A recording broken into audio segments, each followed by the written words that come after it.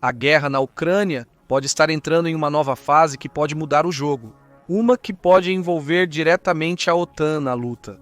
Depois de mais de 1000 dias de conflito brutal, Ucrânia e Rússia intensificam suas ofensivas.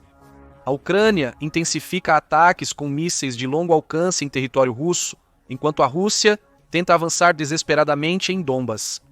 Mas o verdadeiro choque, a OTAN pode não ficar à margem por muito mais tempo. Relatório recente mostra que França e Reino Unido retomaram diálogos sobre enviar tropas para a Ucrânia. Essas discussões não são apenas simbólicas, mas visam mudar o rumo da guerra e acabar com ela definitivamente. Mas sobre o que exatamente são essas conversas? Qual o limite da disposição da França e do Reino Unido? E isso poderia ser o início do próximo grande passo da OTAN na Ucrânia? Vamos analisar. O relatório do Le Monde não revela muitos detalhes, mas enfatiza a crescente cooperação de defesa entre a França e o Reino Unido, com a Ucrânia no centro da conversa. Embora não haja menção direta às tropas da OTAN no terreno, as conversas sugerem que ambos os países reconhecem a necessidade de uma resposta mais forte e unida ao conflito. O ministro das Relações Exteriores francês, Jean-Noël Barrot, recentemente alimentou especulações ao pedir aos aliados da OTAN que parem de criar linhas vermelhas. Essas linhas deveriam definir os limites das ações aceitáveis durante a guerra, sem intervenções diretas, certas armas proibidas, zonas específicas fora dos limites. Mas com o tempo, essas linhas vermelhas perderam seu significado. Com o prolongamento da guerra, a OTAN e a Rússia testaram, ignoraram ou ultrapassaram os supostos limites. O que começou com limites claros agora são apenas gestos políticos, deixando o conflito sem regras reais. E essa é a questão. Com essas linhas sumindo, o que vem depois? Vamos explorar como a mudança de posição da OTAN pode alterar o rumo da guerra. As linhas vermelhas da OTAN visavam conter a agressão russa e evitar que o conflito se espalhasse além da Ucrânia. A primeira era simples: impedir a Rússia de invadir a Ucrânia, usando a ameaça de sanções econômicas como dissuasão. Mas quando isso falhou em fevereiro de 2022, as sanções se tornaram uma medida reativa em vez de preventiva. Outras linhas vermelhas buscaram evitar ataques a civis e manter o impacto da guerra restrito. Mas estas também foram quebradas, pois o exército russo ignorou as fronteiras e atacou áreas civis. Houve pedidos de investigações de crimes de guerra e mandados de prisão, mas os resultados imediatos foram ilusórios.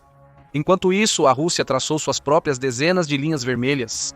As linhas de Putin visam limitar o envolvimento da OTAN na guerra, proibindo ajuda militar ocidental e se opondo a doações de tanques, caças e mísseis de longo alcance. Putin repetidamente ameaçou consequências, muitas vezes invocando a política de dissuasão nuclear da Rússia para enfatizar seus avisos. No entanto, a OTAN ignorou ou contornou meticulosamente a maioria dessas fronteiras. Quando a Rússia se opôs ao envio de mísseis Atacms pelos Estados Unidos da América para a Ucrânia, a OTAN atrasou o envio, optando pelos mísseis Storm Shadow do Reino Unido. Com um alcance um pouco menor de 160 milhas, esses mísseis tecnicamente permaneceram abaixo do limite declarado pela Rússia, pelo menos por um tempo.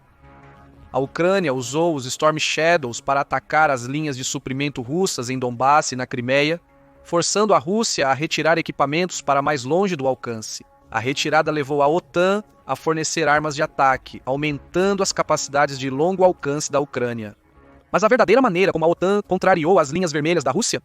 Confrontando o blefe de Putin. Repetidamente, a OTAN presumiu que as ameaças russas não se concretizariam e geralmente acertou. Mas por que essa aposta deu certo? A OTAN tinha 2 motivos válidos para arriscar. A Rússia iniciou a guerra ao romper uma das primeiras linhas vermelhas estabelecidas entre as duas nações e continuou ameaçando a Ucrânia ao impor novas linhas vermelhas restritivas unilateralmente. Na verdade, a agressão que a Rússia vem demonstrando contra a Ucrânia começou muito antes de 2022 e, na verdade, remonta a 2014 com a anexação da Crimeia. Com a intensificação do conflito em uma invasão total, a OTAN acreditou, possivelmente com razão, que a Rússia seria o agressor, independentemente de quantas linhas vermelhas a organização ultrapassasse. Além disso, as ameaças veladas da Rússia indicavam que ações da OTAN seriam consideradas violações geopolíticas e estratégicas, levando a uma retaliação com armas nucleares. Contudo, conforme as primeiras linhas vermelhas foram ultrapassadas e a Rússia não reagiu diretamente contra as OTAN, a aliança passou a acreditar que as ameaças eram infundadas. Uma das poucas formas da Rússia impactar a economia da UE era cortando o fornecimento de gás natural russo para a Europa Central. Porém, com a intervenção dos Estados Unidos da América e Noruega, que se tornaram grandes exportadores para a Europa, a OTAN ficou efetivamente independente dos recursos russos. A ameaça nuclear russa passou a ser menos assustadora a cada nova ameaça, visto que a OTAN já havia forçado a Rússia a focar sua economia e exército na Ucrânia, em vez da própria OTAN. Os Estados Unidos da América, França e Reino Unido mantêm amplas estratégias de dissuasão nuclear e mecanismos de detecção de lançamentos. Se a Rússia decidisse usar armas nucleares contra a OTAN, provavelmente precisaria gastar a maior parte, se não todo, seu arsenal nuclear de uma vez para tentar realizar um primeiro ataque devastador. A estratégia aparentemente não agradou à Rússia, considerando que os Estados Unidos da América estavam longe o suficiente para montar um contra-ataque a tempo, que teria um efeito muito mais devastador na Federação Russa em comparação. Consequentemente, o debate entre Reino Unido e França sobre o apoio direto à Ucrânia e a proposta de que a OTAN deixe de aceitar as linhas vermelhas russas e estabeleça suas próprias, levanta uma questão muito mais profunda. A OTAN não tem mais muitos motivos para acreditar nas ameaças de Putin sobre o que ele pode fazer em relação à assistência contínua da aliança na Ucrânia. Barrow insinuou que o Reino Unido e a França estão dispostos a pedir à OTAN que convide a Ucrânia para a aliança. Isso daria à Ucrânia a proteção de defesa que os outros membros têm pelo artigo 5, que obriga os membros a fornecer apoio militar para defender o território uns dos outros. A possível adesão da Ucrânia à OTAN foi um fator-chave para o início do conflito. A Rússia viu a expansão da OTAN como uma ameaça à sua segurança, e invadir a Ucrânia ofereceu uma solução multifacetada para seus persistentes problemas diplomáticos, econômicos e demográficos. Com a Ucrânia se alinhando cada vez mais com o Ocidente nas últimas 2 décadas e perdendo sua conexão com a Rússia como ex-Estado soviético, Putin usou a ameaça de adesão à OTAN como uma das justificativas para invadir. A adesão da Ucrânia à OTAN, um dos principais objetivos do atual governo ucraniano, enfrenta alguns problemas para se concretizar. A OTAN tem requisitos confusos e vagos para determinar se um país pode se juntar à aliança. Um dos requisitos mais frequentemente citados é que o país deve promover reformas econômicas e de defesa nacional para se alinhar ao restante da aliança. Porém, o país também deve solucionar questões políticas e territoriais pendentes. A atual guerra na Ucrânia seria um impedimento para a segunda condição, já que parte do território ucraniano está ocupado e administrado pela Rússia no momento. O presidente ucraniano Volodymyr Zelensky afirmou estar aberto à adesão da Ucrânia à OTAN, com o território atualmente administrado pelo governo ucraniano sob proteção imediata da aliança. Porém, a área ocupada da Ucrânia permaneceria sob controle russo até que uma solução diplomática fosse alcançada.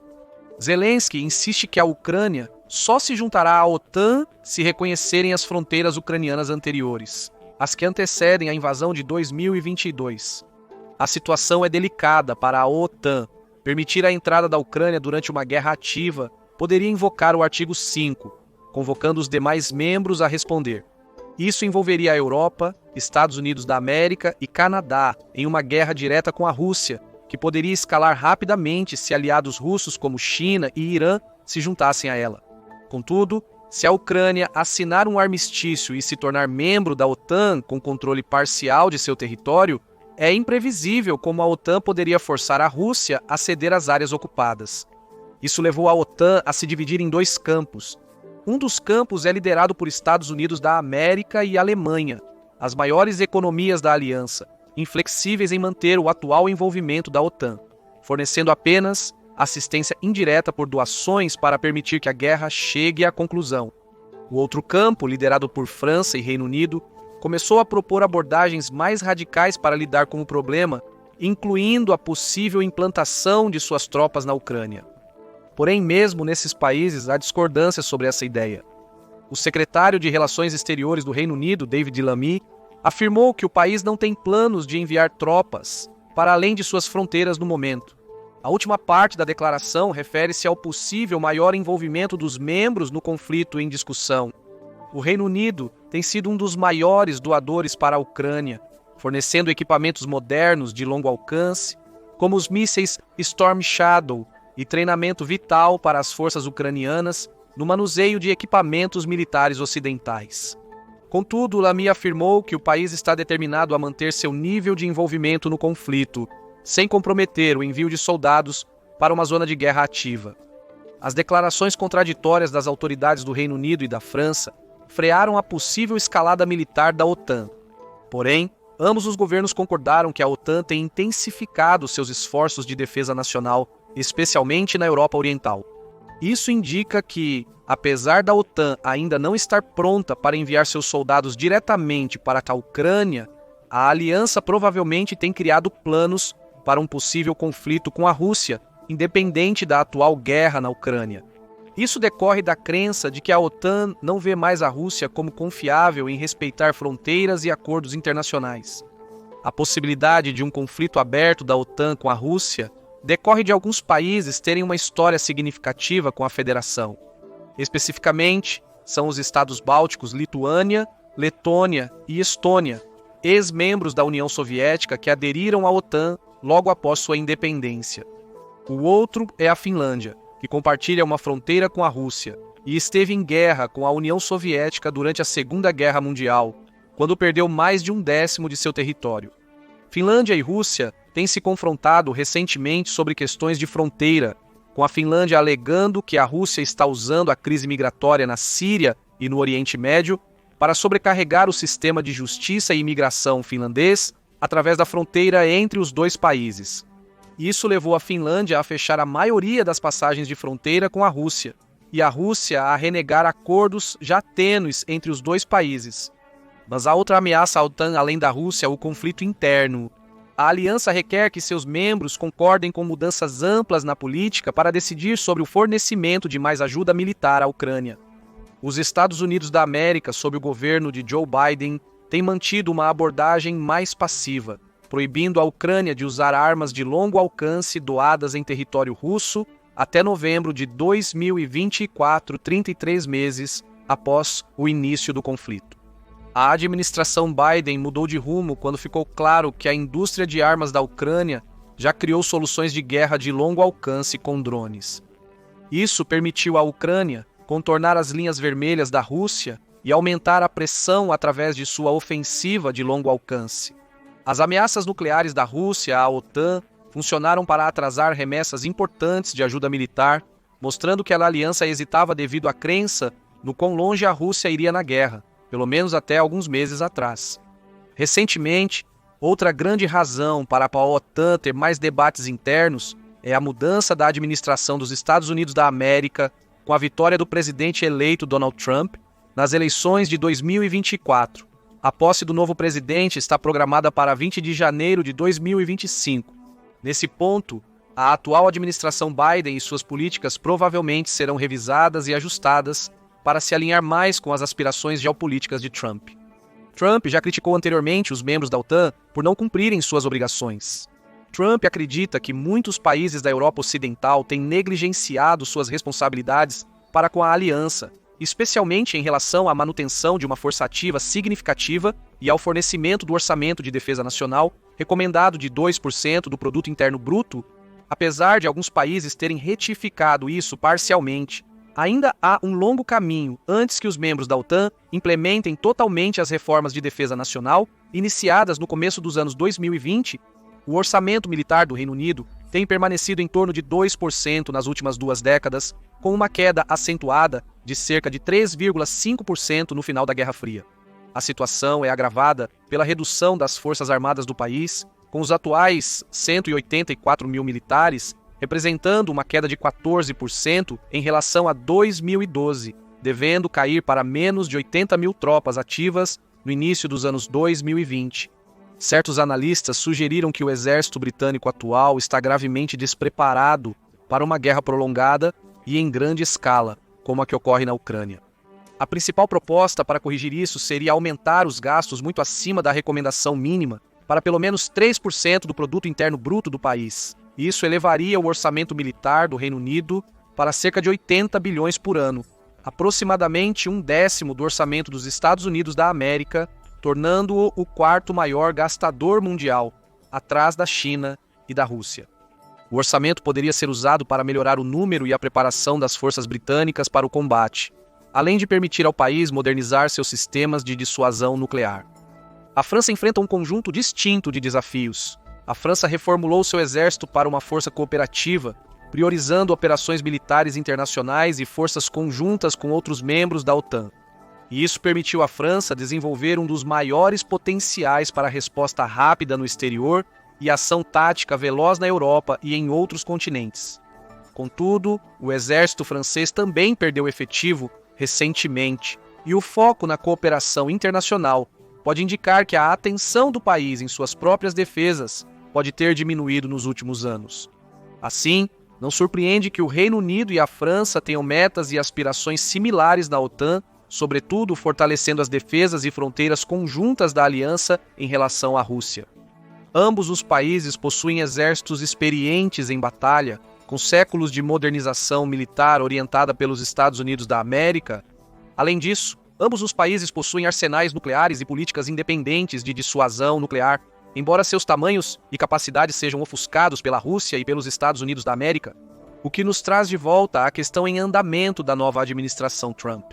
Apesar de Trump reconhecer o progresso da aliança durante os 4 anos após seu primeiro mandato, é incerto se ele manteria uma política anti-OTAN depois da posse. Se os Estados Unidos da América mudarem drasticamente suas políticas, orientadas para a OTAN e considerarem a saída total da aliança, isso significaria que a OTAN perderia a maior economia e força militar do mundo, prejudicando seriamente suas capacidades defensivas. As nações europeias unidas ainda poderiam derrotar a Rússia em uma guerra, desde que esta não recorresse a armas nucleares. Mais importante, o governo Trump pode levar os Estados Unidos da América a pressionar por relações mais profundas com a Rússia, como fez em seu primeiro mandato. Isso poderia encorajar Putin a fazer mais movimentos ofensivos na Ucrânia e em outros lugares, alguns fora do controle da OTAN, e a Ucrânia e Rússia sabem que a nova presidência dos Estados Unidos da América pode mudar o rumo da guerra, dado que os Estados Unidos da América têm grande influência na OTAN, principal razão pela qual a Ucrânia conseguiu lutar por tanto tempo. A Rússia está intensificando suas ações em Donbass e revelando armas balísticas mais poderosas, indicando uma possível grande ofensiva para 2025, coincidindo com propostas de um tratado de paz supervisionado por Trump. Enquanto analistas previram que a guerra não terminaria em 2025, a mudança na postura geopolítica dos Estados Unidos da América pode alterar essas estimativas drasticamente. A OTAN deve fazer movimentos mais determinados e extensos para garantir que os Estados Unidos da América permaneçam alinhados com a aliança após a troca de governo. França e Reino Unido devem continuar sendo grandes influenciadores nessas decisões. Contudo, ainda restam algumas preocupações. Nenhum dos países está disposto a tomar decisões imediatas sobre a Ucrânia, especialmente envolvimento militar direto. Se isso continuar, a OTAN pode perder a vantagem na narrativa pró-defesa que manteve nos últimos anos. Você acha que o Reino Unido e a França irão contra a liderança dos Estados Unidos da América e tentarão envolver mais a OTAN em um conflito com a Rússia? Ou os Estados Unidos da América prevalecerão em sua abordagem de esperar para ver? Comente abaixo e valeu por assistir. Confira. 800 mil tropas da OTAN e dos Estados Unidos da América estão prontas para entrar na Ucrânia. Ou clique neste outro vídeo em vez disso.